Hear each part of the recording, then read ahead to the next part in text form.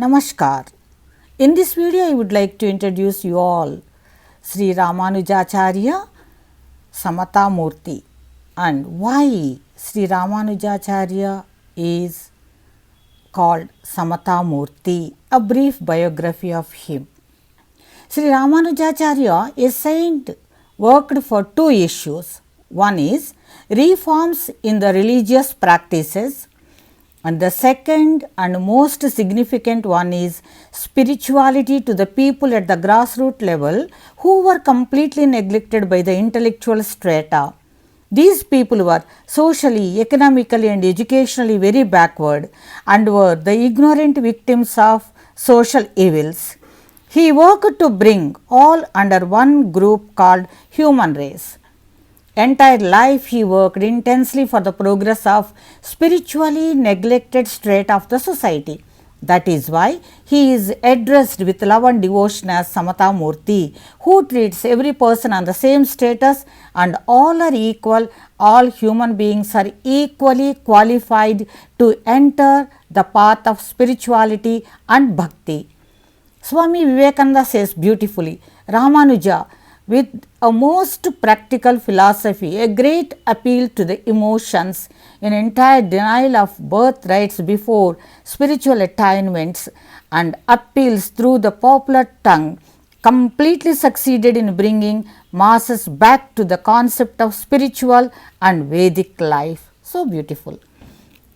Sri Ramanujacharya was born in 1017 AD on 5th day of Chaitra month that falls usually in April at Sri Perambadur, a town situated around 60 kilometers to Chennai. His parents were Asuri Keswacharya and Kantimati, a devoted Brahmin family. His mother was the elder sister of Sri Purna, who was a great scholar and a great devotee, and he played an important role in Ramanuja's life.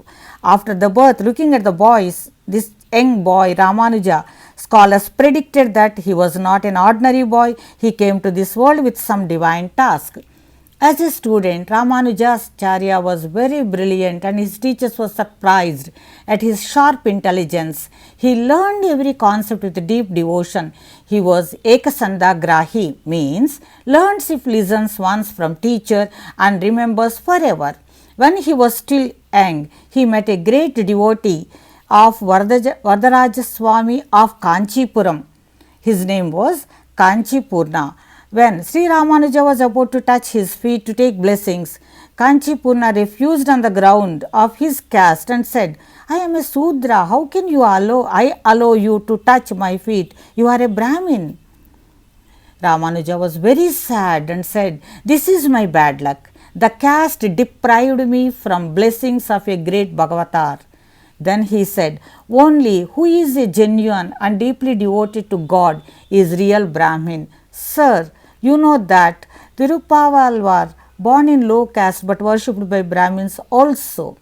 After a brief conversation, Kanchipurna realized that this young boy was not an ordinary person. Later, their relation continued as Guru and Sishya till the end, and Ramanuja learned many things from Kanchipurna and worshipped him like a devoted disciple. At the age of 16, Ramanuja married a girl from an orthodox Brahmin family and she was very strict Brahmin. After his marriage, in a few days, Ramanuja lost his father.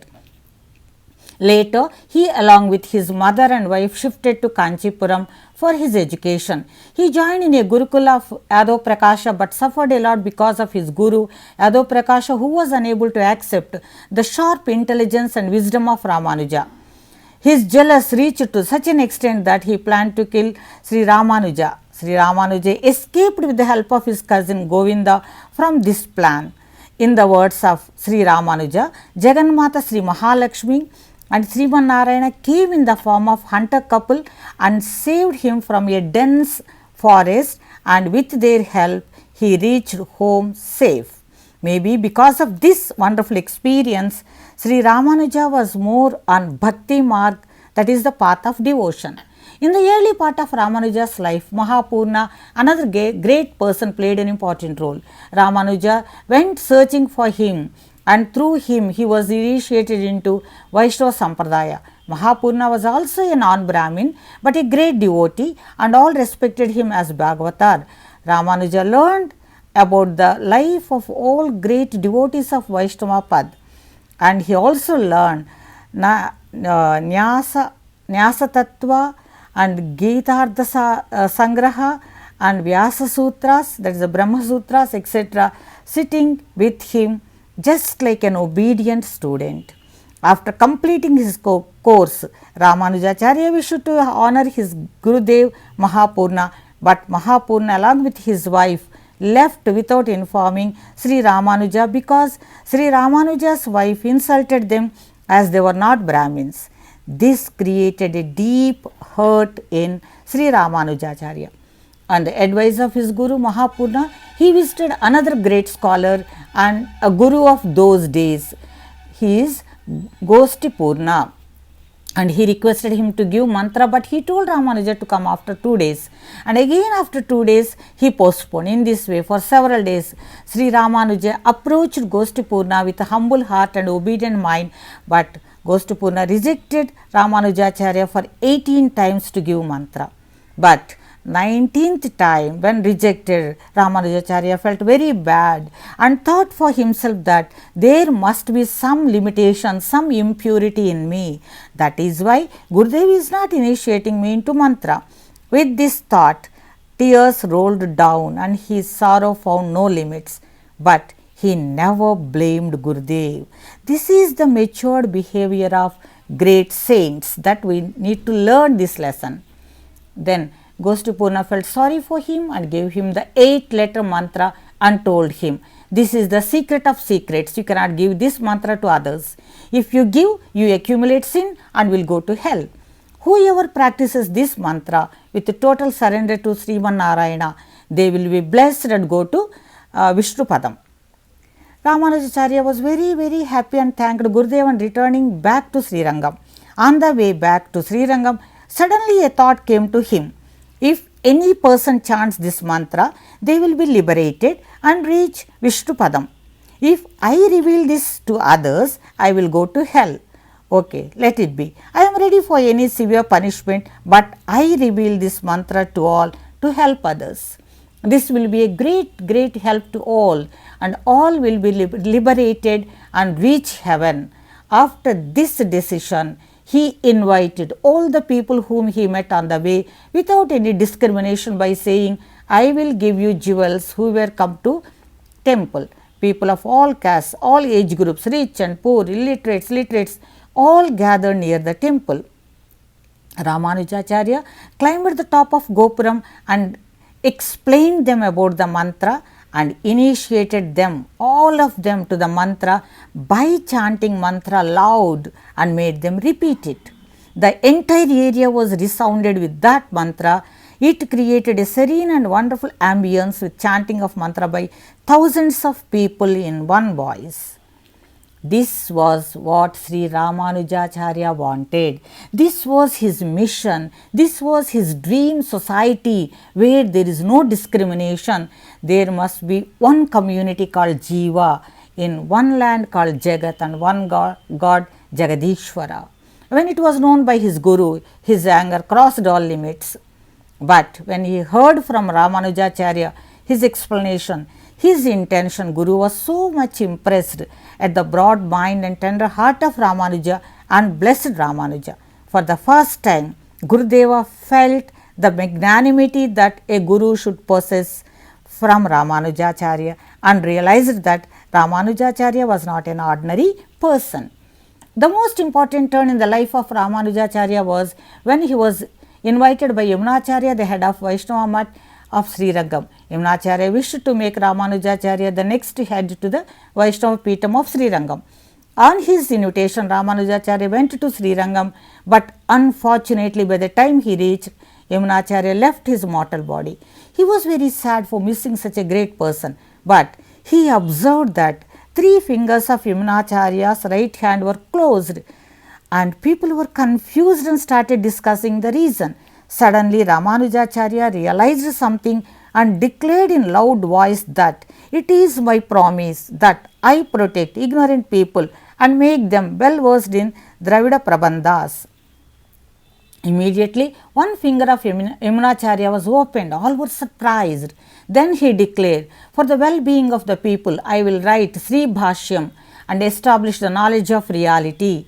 Immediately, the second finger also opened. Again he declared, "I shall name one greatly learned Vaishnava after Muni Parasara." Now the third finger also opened. All the people were around there were surprised and shocked and realized that this young man will take responsibility of the mutt of Sri Rangam in future. Ramanujacharya entered into sannyas ashram when his wife went to her parents. According to some sources, she fell sick, never returned to Ramanujacharya. Much is not known about her. He became sannyas with the approval of Sri Varadaraja Swami under the guidance of Kanchi Purna, who was his Gurudev and spiritual companion from childhood. Ramanujacharya fulfilled all his promises. He wrote commentary on Bhagavad Gita. He wrote commentary on Brahma Sutras, which is popular as Sri Bhashyam, and wrote several books.